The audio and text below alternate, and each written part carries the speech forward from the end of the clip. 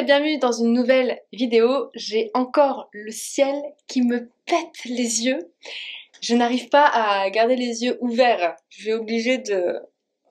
Aujourd'hui, je voulais vous parler des vacances parce que forcément là, on est en période d'été, donc période de vacances. Et vous avez été quelques-uns à m'envoyer un message paniqué en disant « Je sais pas comment gérer les vacances ». En fait, les vacances se gèrent plutôt pareil que les jours du quotidien. La seule différence, c'est que alors tout va dépendre de où vous partez en vacances. Alors, ça aussi, moi j'ai du mal aussi à faire la distinction, c'est-à-dire que quand je vais partir chez des gens, ou que des gens vont venir chez moi, il n'y a pas d'histoire de vacances. Pour moi, ce ne sont pas des vacances. Mais je sais que la conception des vacances peut varier d'une personne à une autre. Pour moi, aller chez des personnes, ce ne sont pas des vacances. Par contre, partir dans un endroit où il n'y a personne et où il y a juste moi et mon conjoint, où on part dans une ville, dans une région qu'on ne connaît pas, où on ne connaît personne, là pour le coup pour moi c'est des vacances. En fait je crois qu'à partir du moment où je suis totalement libre de faire ce que je veux, je crois que j'appelle ça des vacances. Donc c'est pour ça que ça va être compliqué pour moi de répondre de manière personnalisée là dans cette vidéo, parce que moi j'ai mon propre concept des vacances, donc forcément les conseils que je vais pouvoir vous donner, qui vont pas être très très nombreux non plus parce que je n'ai pas forcément là beaucoup d'idées de conseils que je pourrais vous donner, mais forcément ça va s'adapter à ma façon de voir les vacances. C'est-à-dire que là personnellement quand moi je vais partir en vacances, je vais avoir justement différents cas de figure. Donc je pense d'ailleurs que je vais vous faire des vlogs sur les différents moments où je vais partir en vacances, pour que vous puissiez voir un petit peu, parce que je vais partir un week-end avec mes beaux-parents. 2 week-ends, je pars 2 week-ends avec mes beaux-parents.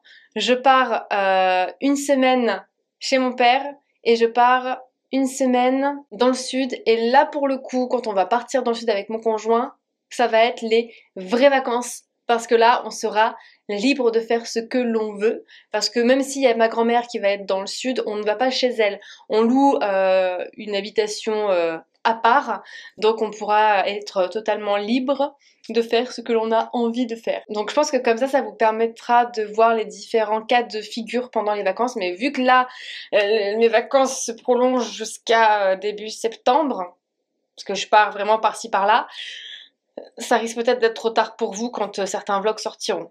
Bon, après, ça pourra toujours être d'utilité pour les vacances qui suivront. Ça me semble compliqué pour moi de vous apporter des réponses plus concrètes que ce que je vais pouvoir éventuellement vous apporter dans cette vidéo-là et dans les vlogs que je vais pouvoir sortir, pendant lesquels je vais sûrement être face à des situations qui vont peut-être vous permettre de vous éclairer un peu mieux et auxquelles j'aurais peut-être pas pensé là aujourd'hui en faisant cette vidéo. En fait, quand je vais partir en vacances avec des personnes ou chez des personnes, je m'adapte tout le temps aux personnes ou au mode de vie des personnes.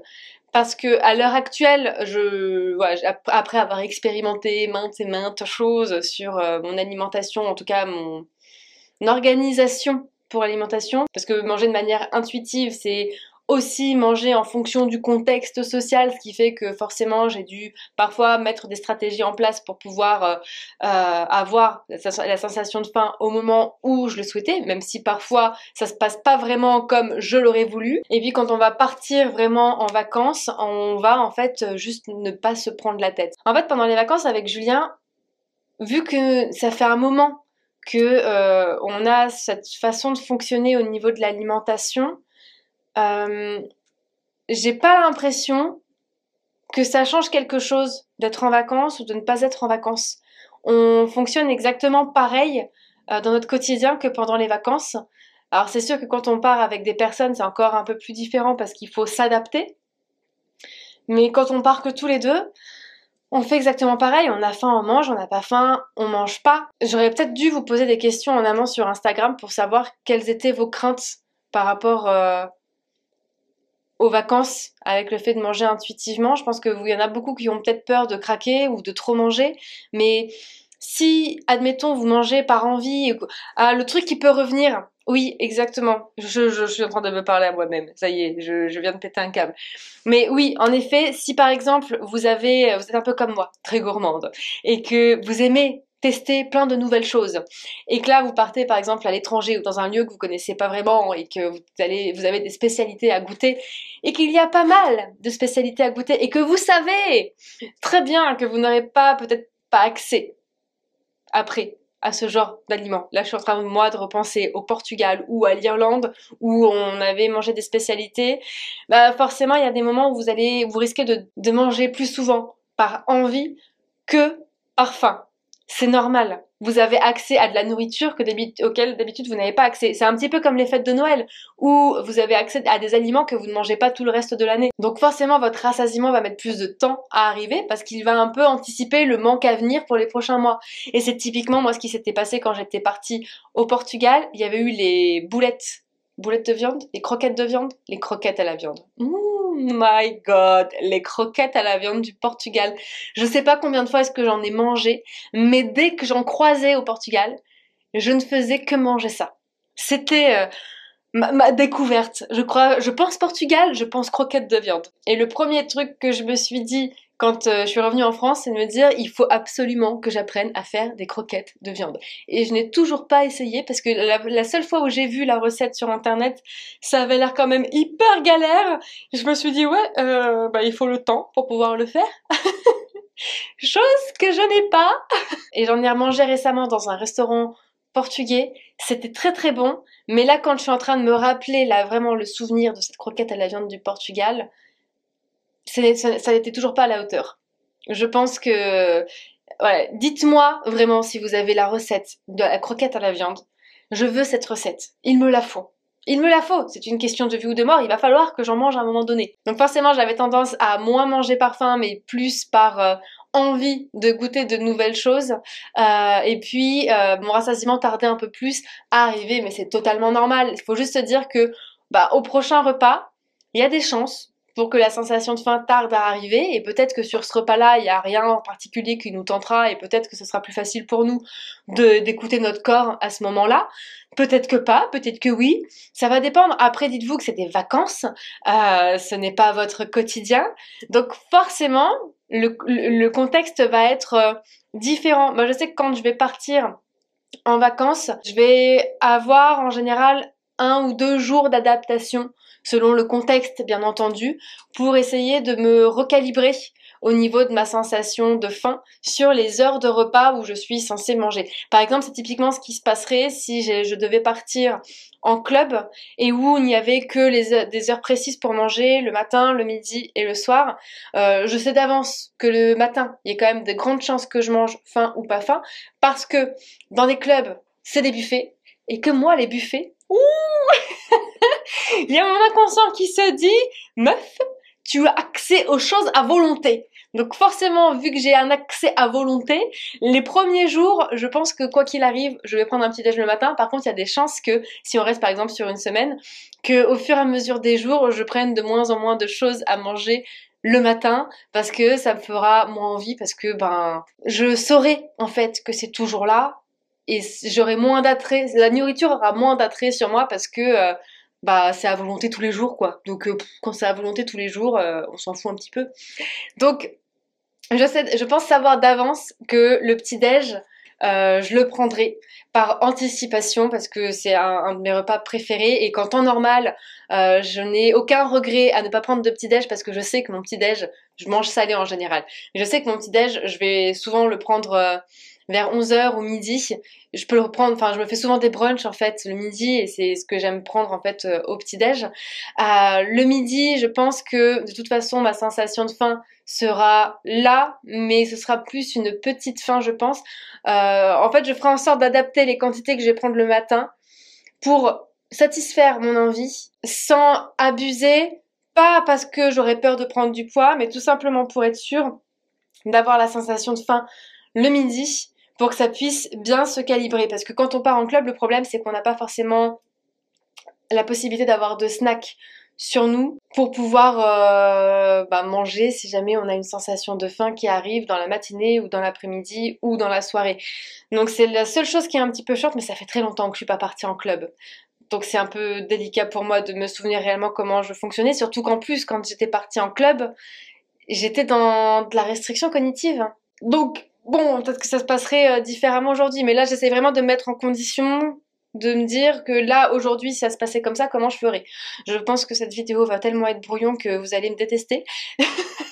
Et au final, le midi, je pense que s'il n'y a pas de snack pour l'après-midi possible dans le club, je pense que le midi, je mangerai peut-être un petit peu plus que ma sensation de faim. Je pense que je dépasserai un petit peu mon rassasiement. Je pense que je me forcerai à manger quelques bouchées supplémentaires pour être sûre de pouvoir patienter jusqu'au soir. Et encore, c'est pas dit. Je pense que ça, c'est ce que je ferai éventuellement sur le premier ou deuxième jour.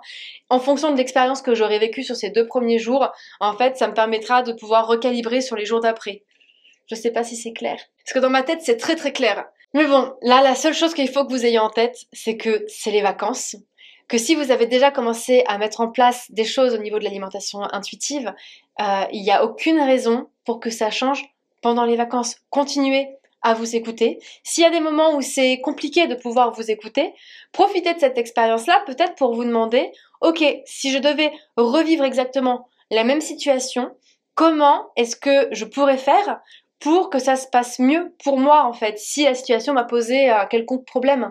De se dire, bah voilà, là, j'aurais peut-être pu attendre un petit peu plus avant de manger, j'aurais peut-être pu m'affirmer un peu plus envers la personne qui m'a fait prendre cette décision-là, peut-être que j'aurais pu manger un petit truc avant pour pouvoir patienter, enfin, tout va dépendre du problème, tout va dépendre du contexte. Juste essayer de prendre ce recul nécessaire pendant lequel vous allez analyser un petit peu comment est-ce que vous auriez pu faire différemment, parce que c'est ça qui va vous permettre d'en tirer une expérience et une leçon, et qui vous permettra peut-être de faire les choses différemment la fois d'après. Mais parfois, il n'y avait aucun moyen de faire différemment. Et c'est ok.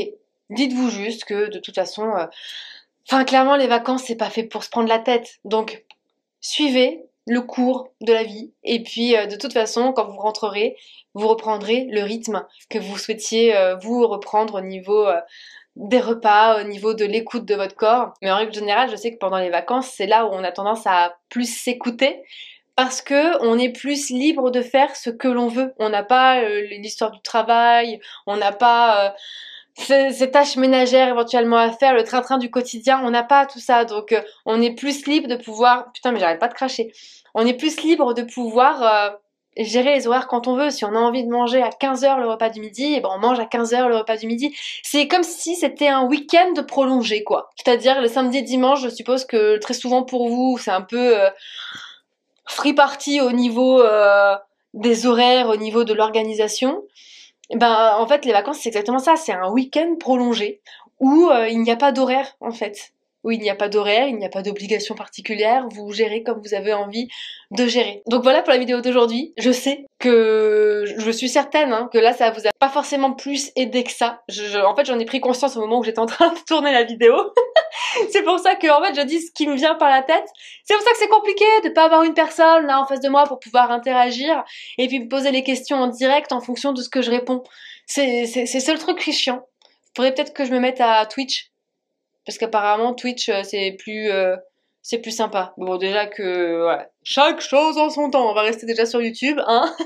Mais bon, promis, je vais vous faire des vlogs quand je partirai en vacances dans différentes circonstances, dans différents contextes sociaux. Comme ça vous permettra, vous, d'avoir un repère. Même si c'est pas pour cet été, ça sera au moins pour les prochaines vacances et éventuellement pour l'été prochain. Mais ça vous permettra peut-être aussi de voir si vous, quand vous êtes parti en vacances, quand vous avez vécu vos vacances, si vous avez vécu un peu de la même manière, si vous avez peut-être mis des choses en place que moi, je n'ai peut-être pas trouvé à mettre en place pour mes propres problématiques. Voilà, ce sera l'occasion de pouvoir discuter de ça ensemble. En attendant qu'on se revoit demain dans une nouvelle vidéo, comme d'habitude, je vous laisse liker celle-ci et puis vous abonner si c'est toujours pas fait. Et puis pour ceux qui sont en vacances, bonnes vacances! Et puis pensez un peu à moi quand vous allez mettre les pieds dans l'eau et bronzer. J'ai tellement hâte!